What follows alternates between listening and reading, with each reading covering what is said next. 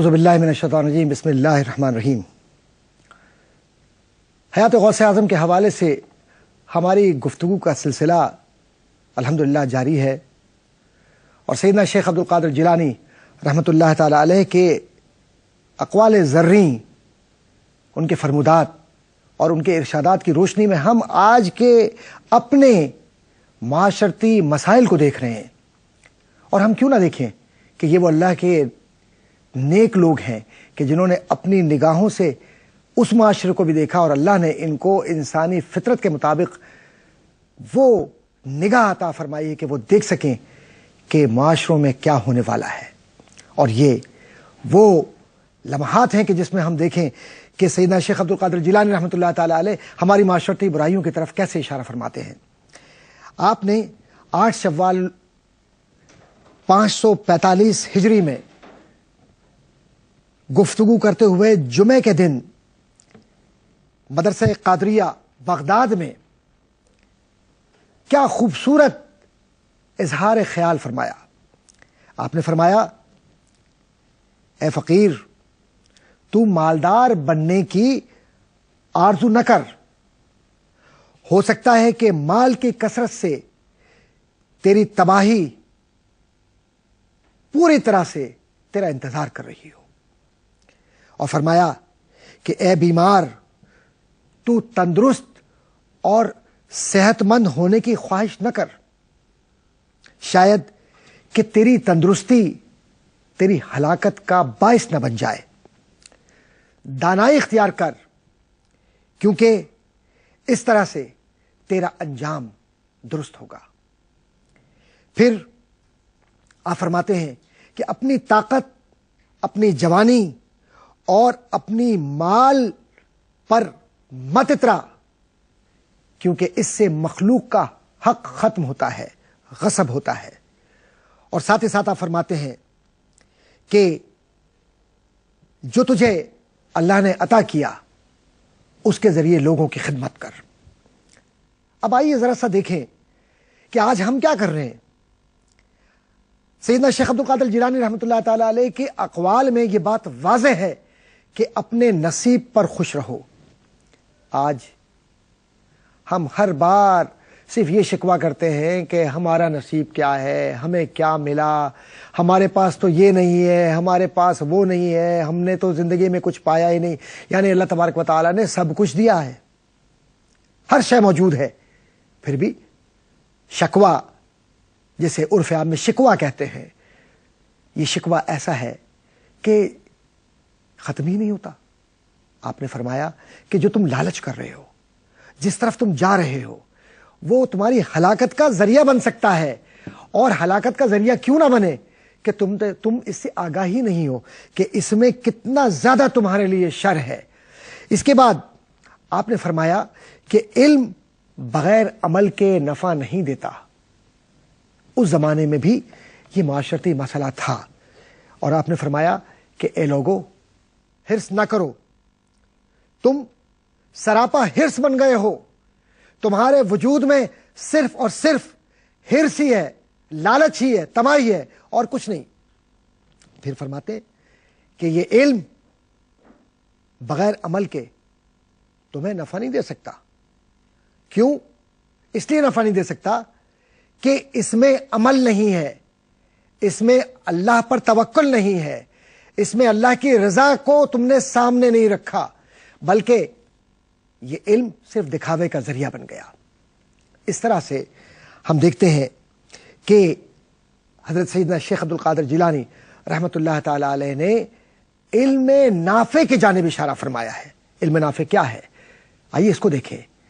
ایک وہ ہے علم کہ جو ہم حاصل کرتے ہیں صرف نام و نمود کے لیے، بڑی بڑی ڈگریاں، بڑے بڑے نام، بڑے بڑے رتبے، بڑے بڑے معاملات اپنے طے کرتے ہیں کہ ہم یہ بتلائیں کہ ہم کیا ہیں، ہم کون ہیں۔ لیکن آپ یہ فرماتے ہیں کہ علم نافع وہ ہے کہ جس میں روحانیت چمکنے لگے، جس میں کردار نظر آنے لگے، اور جس میں خوبصورتی کردار کی ایسی ہو کہ جو سفیدی بن کر ظاہر ہو، اور آپ فرماتے ہیں کہ یہ سفیدی اس وقت آ سکتی ہے کہ جب تم قرآن پر عمل کرو، احکام الہی پر متواتر شب و روز اس طرح سے عمل پیرا ہو کہ شریعت تمہاری زندگی کا حصہ بن جائے۔ اور آپ فرماتے ہیں کہ علم عمل کو آواز دیتا ہے۔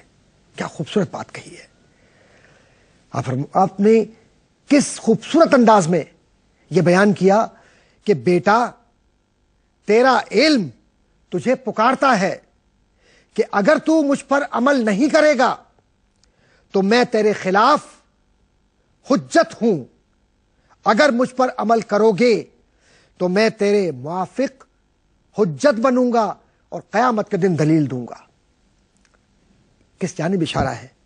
کس جانب اشارہ ہے کہ جب ہمارے اعضاء و جوارح قیامت کے دن ہر شے پر اللہ کے سامنے ہمارے گواہ ہوں گے۔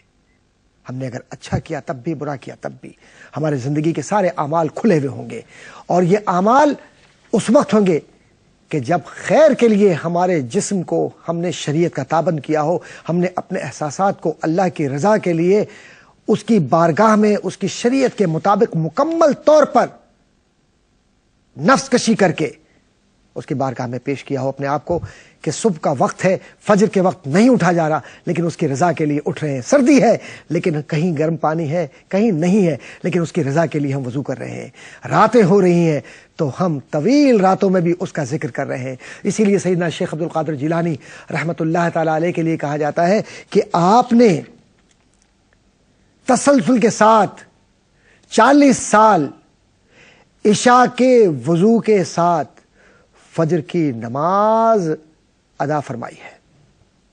کیوں؟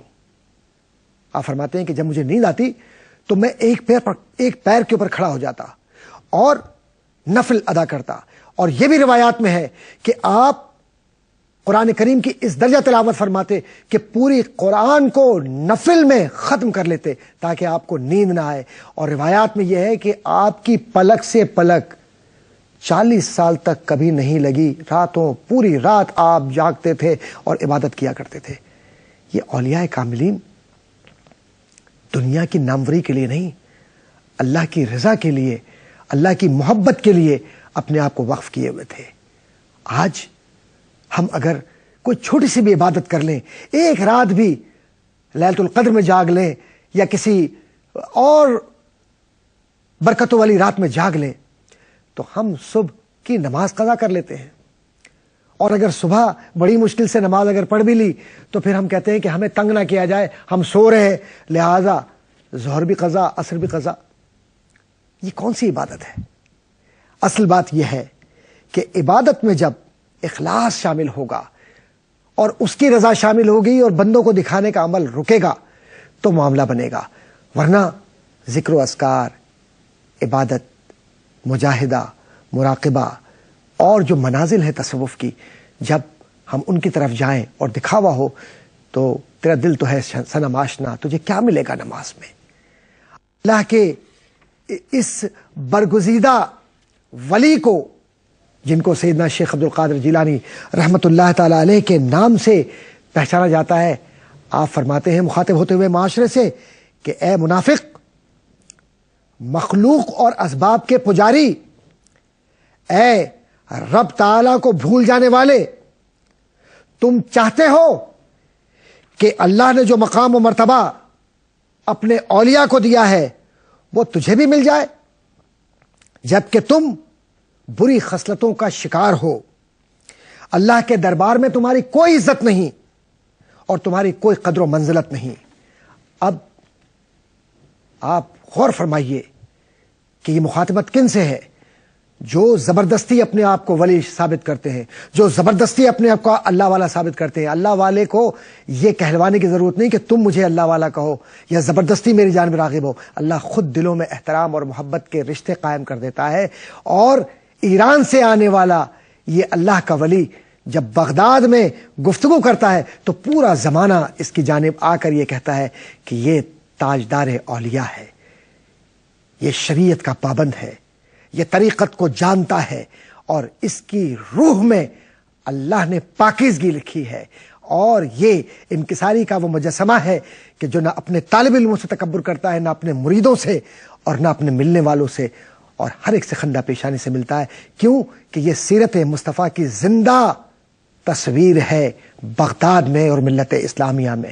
اللہ تبارک و تعالی ہم سب کو حضرت سیدنا شیخ عبد القادر جیلانی رحمۃ اللہ تعالی علیہ کی سیرت پر عمل کرنے کی توفیق عطا فرمائے۔